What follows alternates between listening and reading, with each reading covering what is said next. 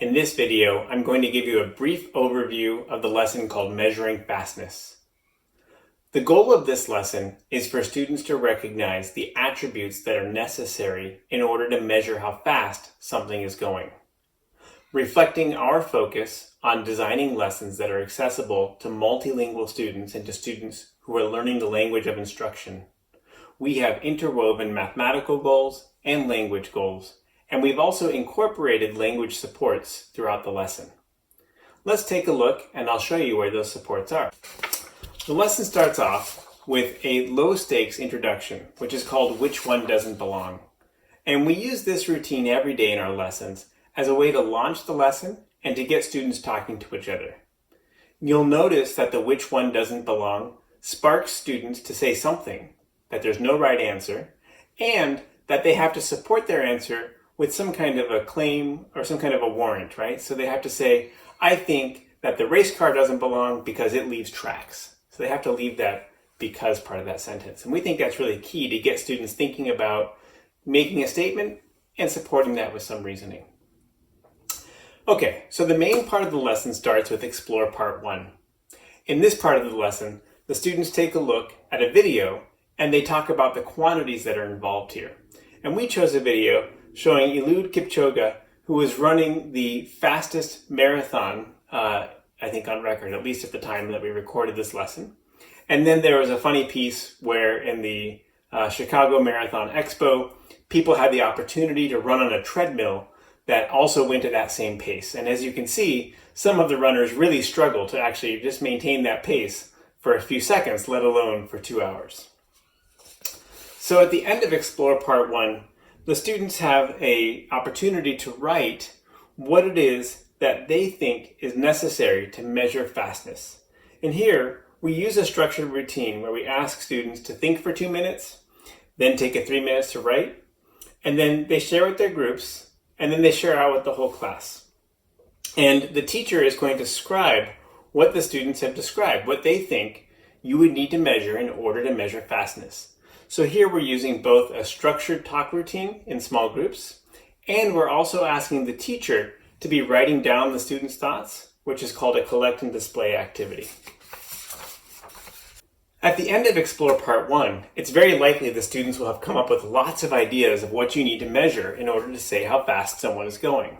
Some of the ideas you might hear about are, for example, the amount of time, just time alone, the amount of distance, again, distance alone, the number of steps, we've seen that one quite a bit, the length of each step, the stride length, sometimes how quickly you take steps, the speed of your individual steps, distance and time, of course, in combination, or time and distance. Those are all different quantities that students might come up with. We've also found, of course, sometimes there are entertaining ideas that we hadn't thought of. So students will say things like, oh, the age of the person matters because older people are faster, or older people are slower. I guess it depends on how old you are. That might be a different kind of curve. But students come up with all sorts of creative ways or creative ideas about what you would need to know to measure how fast someone's going. In part 2 of the lesson, kind of the heart of the lesson, the teacher actually has the students act out these ideas. So they might try, for example, well, if someone walks for exactly 10 seconds, does that tell us how fast they went? Now, when doing this, the teacher might set up an activity where they have one person as the timer and then 2 people who are the walkers. And the 2 walkers are instructed to walk for 10 seconds, but one gets to walk fast and one walks slow. And then the students can reflect on, well, if I knew that someone walked for 10 seconds, was that sufficient to tell me how fast they went? So then we try acting out various combinations of other things that you might try. So for example, it might be distance alone, or maybe the number of steps. Each one of these, you could set up a little demo race. The number of steps in time, that's an interesting one. And then you probably want to conclude by trying out the canonical response, the distance and time. And what's interesting is you might have 2 students and ask them to go a certain distance in a certain amount of time. And very interestingly, they may even try to show that it doesn't work, but they'll be forced, at least in terms of their average rate, to end up starting in the same place at the same time and stopping in the same place at the same time. That is, maintaining the same constant velocity or average velocity across that distance and time. In part 3 of the lesson, the students do a routine that's called Stronger and Clearer. And in Stronger and Clearer, the students return to something that they wrote before or some explanation they made before, and they get to refine it and make it stronger and more clear the second time.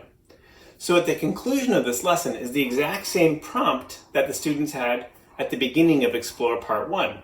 That is, what would you need to know to measure how fast someone or something is going? And now the students have the opportunity to revise their prior thinking. Finally, the lesson closes with a summary where the teacher will use a whole class discussion to summarize the ideas that the students have talked about, to bring ideas out, and to discuss what they've learned for the day. So this is where the teacher can formally introduce the concept of speed, talk about how fastness is a way of talking about speed or even velocity or velocidad if you're working in a Spanish language setting. And that's going to be the focus of the unit coming up. So this is an opportunity for the teacher to collect ideas, to bring them together, and then to set the stage for the next part of the lessons. Finally, the lesson closes with an exit slip. And we also have a little homework assignment for those who are interested in using that as a way to see the student reasoning. So that's an introduction to measuring fastness. I hope this has been useful for you and look forward to hearing reports of how it goes.